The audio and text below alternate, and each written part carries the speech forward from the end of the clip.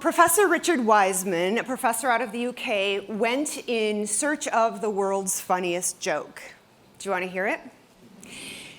Two hunters are out in the woods. When one of them falls to the ground, his eyes glaze over, he stops breathing. The other one calls 911 and says, help, I think my friend is dead. I don't know what to do. The emergency dispatcher says, it's okay, I can help. First thing we need to do is make sure he's dead. There's silence, then the sound of a gunshot, and then the man says, okay, now what?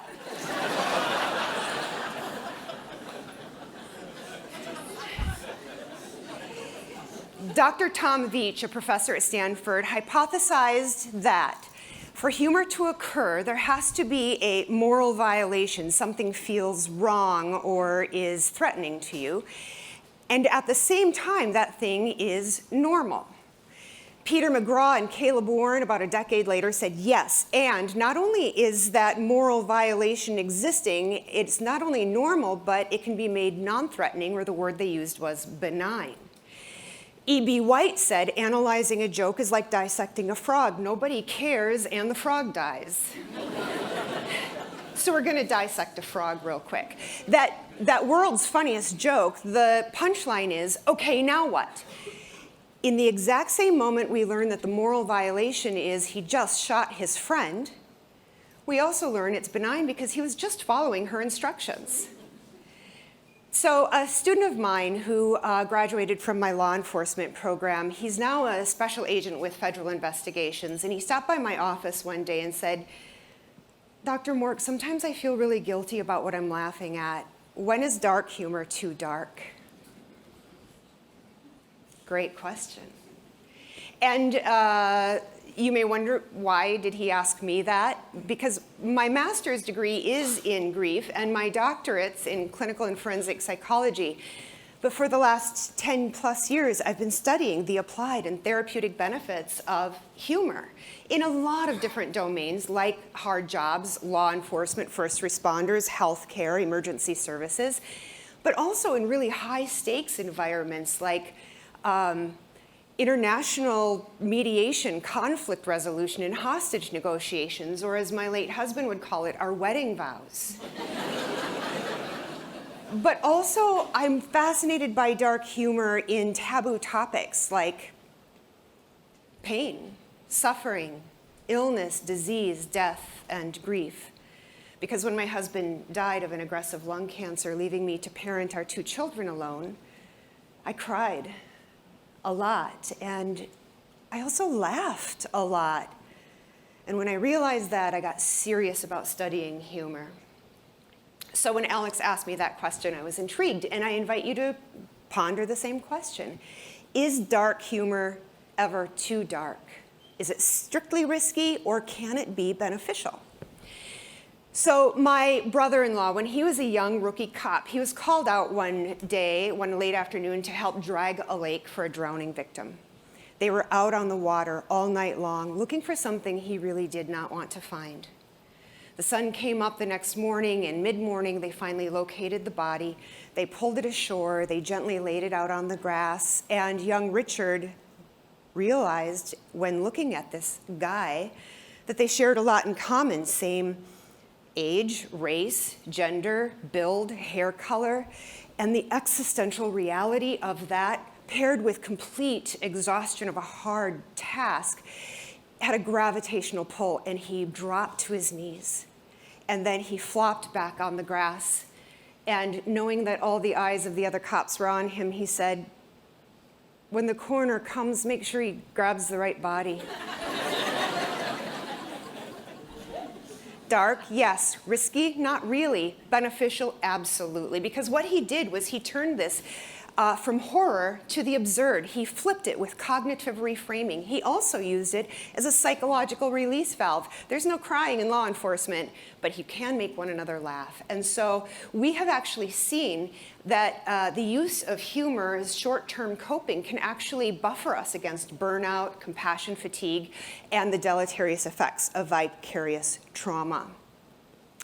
When I was working on my dissertation, I was actually studying criminal thinking and repeat offenders. And so I had the joy and privilege of sitting in interrogation rooms with convicted felons.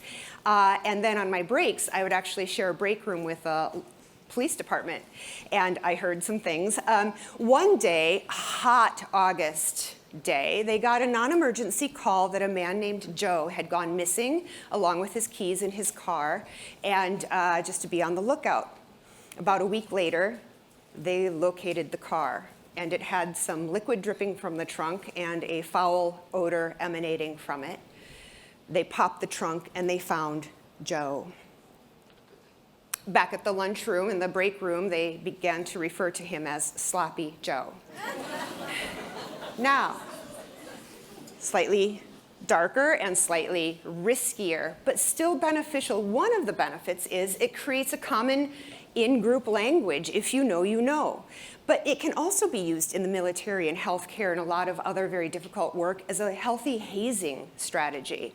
If I can tell you disgusting stories of blood splatter or a code brown, and you can add your own joke to it, I can trust that you're going to be able to handle other hard things with me, and you can have my back. And so it's healthy in creating connections with one another. Are there risks? Absolutely. If they referred to him as Sloppy Joe in front of his family, that would have been absolutely harmful. And dark humor should never leak into racism, sexism, ableism, ageism, or any of the other isms. However, when we mediate for those risks, along with a very serious risk if we rely only on dark humor for coping and not any of the other healthier coping strategies, it does lead out onto burnout, compassion fatigue, vicarious trauma. It can lead to cynicism, nihilistic thinking, or grown men starting their own podcasts.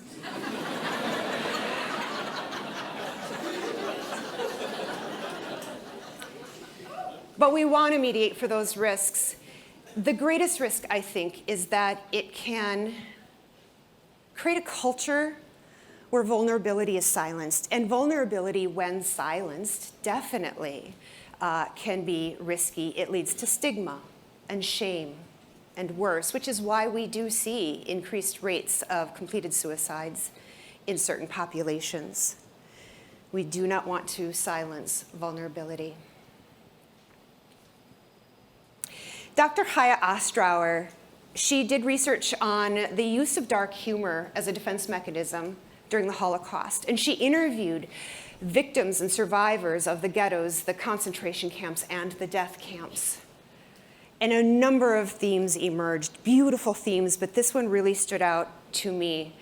They said, look, humor helped us remain human even under hard conditions.